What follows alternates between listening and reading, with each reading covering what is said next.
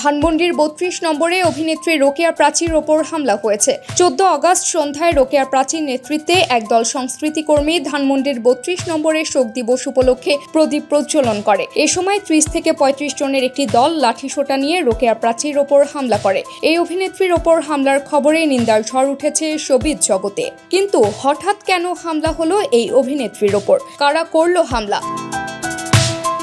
১৫ August জাতীয় শোক দিবস। পূর্ব ঘোষণা অনুযায়ী একদিন আগে রোকেয়া প্রাচী ধানমন্ডি ৩২ নম্বরে যান। এ সময় আরও ৭০ থেকে ৮০ জন সংস্কৃতিকর্মী রোকেয়া প্রাচীর সঙ্গে যোগ দেন। সন্ধ্যায় প্রদীপ প্রজ্বলনের আয়োজন চলাকালে ৩০ থেকে ৩৫ জন যুবক উপস্থিত হয়।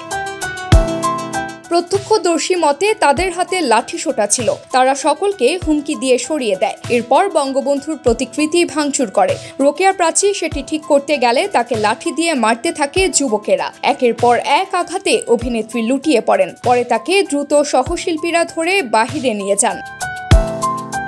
গণমাধ্যমকে বিষয়টি নিশ্চিত করেছেন রোকেয়া প্রাচী নিজেও। এই অভিনেত্রী বলেন, সন্ধ্যা ৭:15টার দিকে আমাদের উপরে অতর্কিত হামলা হয়। আমরা শান্তিপূর্ণভাবে কর্মসূচি পালন করছিলাম। হঠাৎ আমাদের ঘিরে ধরে বেধড়ক পেটানো হয়। গুরুতর আহত হয়েছেন এমন অভিযোগ করে কান্না জড়িত কণ্ঠে রোকেয়া প্রাচী আরও বলেন, যারা পিটিয়েছে তারা আমাকে টার্গেট করে এসেছে। প্রত্যেককে আমার শিক্ষিত মনে হয়েছে। তারা খুব শুদ্ধ ভাষায় কথা বলেছে। তাদের কথাবার্তা শুনেই বুঝেছি তারা দুষ্কৃতকারী নন। এদিকে অভিনেত্রীর ওপর হামলার খবর ছড়িয়ে পড়লে নিন্দার ঝড় ওঠে। অনেকেই সমালোচনা করছেন, কেউ আবার হামলাকারীদের শাস্তিও দাবি করেছেন। চিত্রনায়িকা নিপুণ রোকেয়া প্রাচীর ওপর হামলার খবর শেয়ার করেছেন তার ফেসবুকে। এদিকে পূজা সেনগুপ্ত এই হামলার খবর শেয়ার করে লিখেছেন, দুঃখজনক। শিল্পী, শিল্প, মত প্রকাশের স্বাধীনতা সবকিছুই আহত।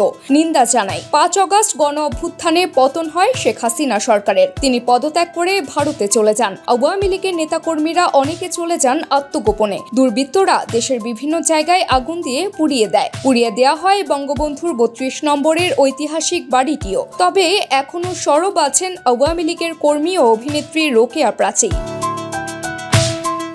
ধানমন্ডি ৩২ নম্বরের বাড়িটি এখন ধ্বংসস্তূপে পরিণত হয়েছে। বুধবার এই বাড়িতে অবস্থান নিয়ে রোকেয়া প্রাচী ফেসবুকে লিখেন, আছি ধানমন্ডি ৩২, হোক সব হত্যার, সব নৈরাজ্যের বিচার। তিনি আরও লেখেন, বিচার হোক বাঙালির ইতিহাস হত্যার। আছি, আমরাও বিচার চাই। শান্তিপূর্ণ প্রতিবাদে স্মরণ করব স্বাধীনতা এবং বঙ্গবন্ধুর ইতিহাস। আছি পুড়ে যাওয়া ৩২-এ।